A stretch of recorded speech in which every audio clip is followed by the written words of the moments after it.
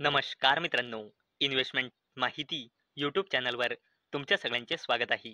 तर मित्रांनो, आजच्या व्हिडिओमध्ये आपण बजाज ग्रुपची दिग्गज company Bajaj housing finance limited या कंपनीचे फायनान्शियल इयर 2026च्या क्वार्टर 2चे नंबर बघणार आहोत.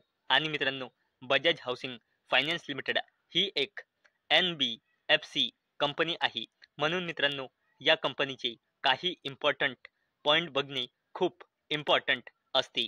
ते इम्पॉर्टंट पॉईंट सुद्धा आजच्या व्हिडिओमध्ये आपण बघणार आहोत. तसेच बजाज हाऊसिंग फायनान्स लिमिटेड या कंपनीची थोडी बेसिक इन्फॉर्मेशन सुद्धा जाणून घेणार आहोत. तर चला व्हिडिओ स्टार्ट करूया.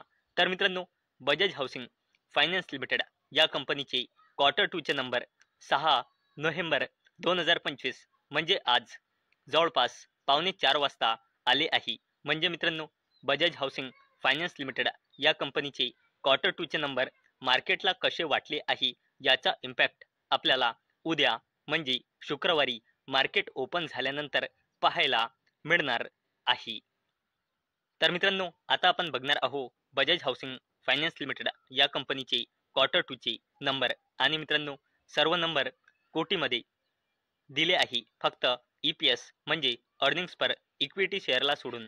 आणि मित्रांनो, हा कॉलम आहे फायनान्शियल इयर 2025च्या क्वार्टर 2चा, हा कॉलम आहे फायनान्शियल इयर 2026च्या क्वार्टर 1चा, आणि हा कॉलम आहे फायनान्शियल इयर 2026च्या क्वार्टर 2चा. म्हणजे हा आहे इयर ऑन इयर बेसिसवर कंपॅरिझन आणि हा आहे क्वार्टर ऑन क्वार्टर बेसिसवर कंपेअर. तर मित्रांनो, बजाज हाऊसिंग फायनान्स लिमिटेडचा total revenue year on year बेसिसवर वाढला आहे 2,410 कोटी रुपयांनी 2,754 कोटी रुपये, आणि क्वार्टर ऑन क्वार्टर बेसिसवर देखील वाढला आहे 2,615 कोटी रुपयांनी 2,754 कोटी रुपये. तसेच कंपनीचा total income year on year बेसिसवर वाढला आहे 2,410 कोटी रुपयांनी 2,755 कोटी रुपये, आणि क्वार्टर ऑन क्वार्टर बेसिसवर देखील वाढला आहे 2,618 कोटी रुपयांनी 2,755 कोटी रुपये. तसेच कंपनीचा profit before tax year on year बेसिसवर वाढला आहे 707 कोटी रुपयांनी 832 कोटी रुपये, आणि क्वार्टर ऑन क्वार्टर बेसिसवर देखील वाढला आहे 756 कोटी रुपयांनी 832 कोटी रुपये. आणि जर आपण कंपनीचा प्रॉफिट आफ्टर टॅक्स बघितला म्हणजे नेट प्रॉफिट, तर तो इयर ऑन इयर बेसिसवर वाढला आहे 545 कोटी रुपयांनी 642 कोटी रुपये, आणि क्वार्टर ऑन क्वार्टर बेसिसवर देखील वाढला आहे 583 कोटी रुपयांनी 642 कोटी रुपये. आणि मित्रांनो, जर आपण कंपनीचा अर्निंग्स पर इक्विटी शेअर बघितला, जो फक्त रुपीजमध्ये असतो, तर तो सुद्धा इयर ऑन इयर बेसिसवर वाढला आहे 0.69 रुपीजने 0.77 रुपीज, आणि क्वार्टर ऑन क्वार्टर बेसिसवर देखील वाढला आहे 0.70 रुपीजने 0.77 रुपीज. तर मित्रांनो, आतापर्यंत आपण बजाज हाऊसिंग फायनान्स लिमिटेड या कंपनीचे क्वार्टर 2चे नंबर बघितले.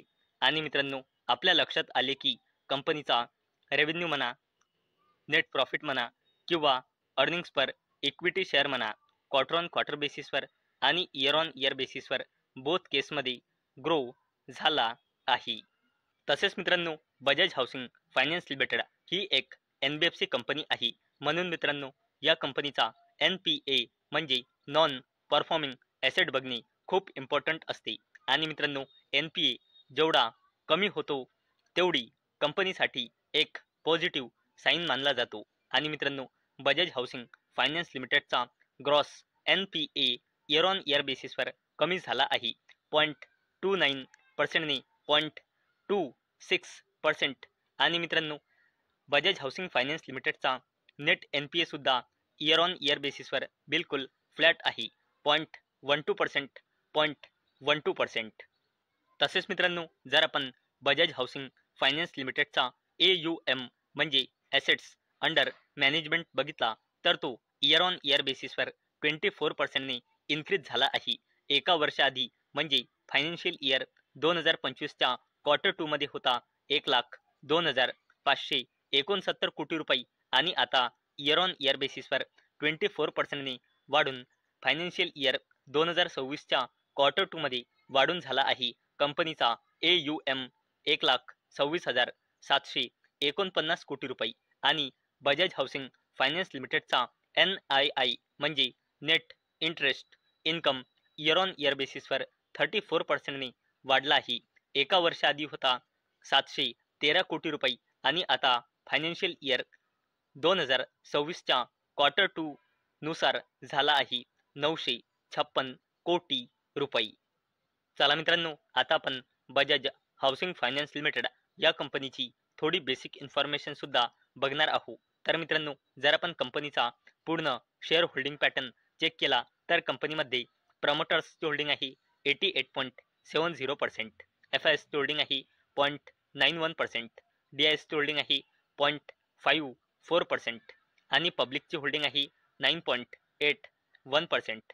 आणि मित्रांनो, जर आपण कंपनीची पूर्ण फायनान्शियल इयरचे परफॉर्मन्स बघितले तर कंपनीचा रेव्हेन्यू फायनान्शियल इयर 23 मध्ये होता 5,500 कोटी रुपयांपेक्षाही जास्तीचा, फायनान्शियल इयर 24 मध्ये होता 7,500 कोटी रुपयांपेक्षाही जास्तीचा आणि फायनान्शियल इयर 2025 मध्ये कंपनीचा रेव्हेन्यू होता 9,500 कोटी रुपयांपेक्षाही जास्तीचा आणि कंपनीचा नेट प्रॉफिट फायनान्शियल इयर 23 मध्ये होता 1,200 कोटी रुपयांपेक्षाही जास्तीचा, फायनान्शियल इयर 24 मध्ये होता 1,700 कोटी रुपयांपेक्षाही जास्तीचा आणि फायनान्शियल इयर 25 मध्ये कंपनीचा नेट प्रॉफिट होता 2,000 कोटी रुपयांपेक्षाही जास्तीचा.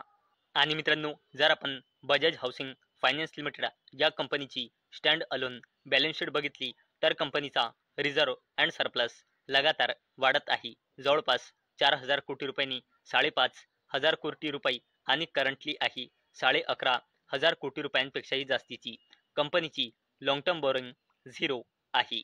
तसेच जर आपण कंपनीची शॉर्ट टर्म बोरोइंग बघितली तर ते लगातार वाढत आहे 33,500 कोटी रुपयांपेक्षाही जास्त, नंतर 69,000 कोटी रुपये आणि करंटली आहे 82,000 कोटी रुपयांपेक्षाही जास्तीचा.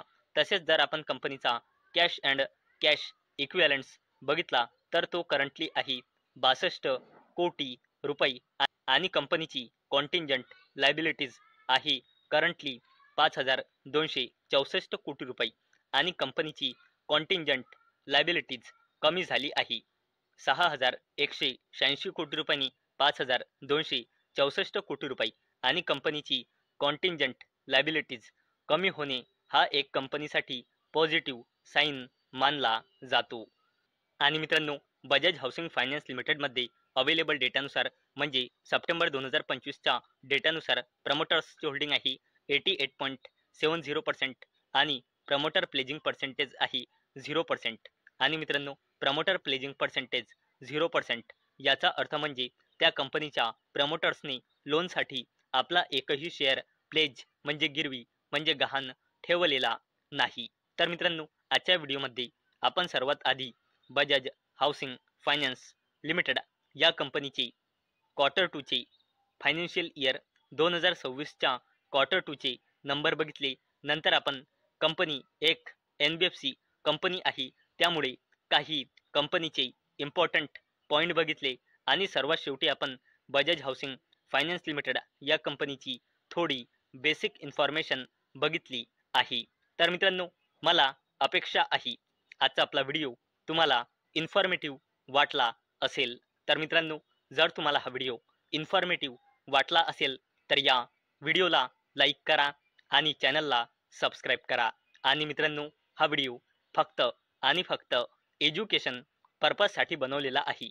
माझ्याकडून काहीही रेकमेंडेशन नाही की तुम्ही या स्टॉकला बाय करा, सेल करा किंवा होल्ड करा. तर चला भेटूया नेक्स्ट व्हिडिओमध्ये. तोपर्यंत टाटा, बाय बाय.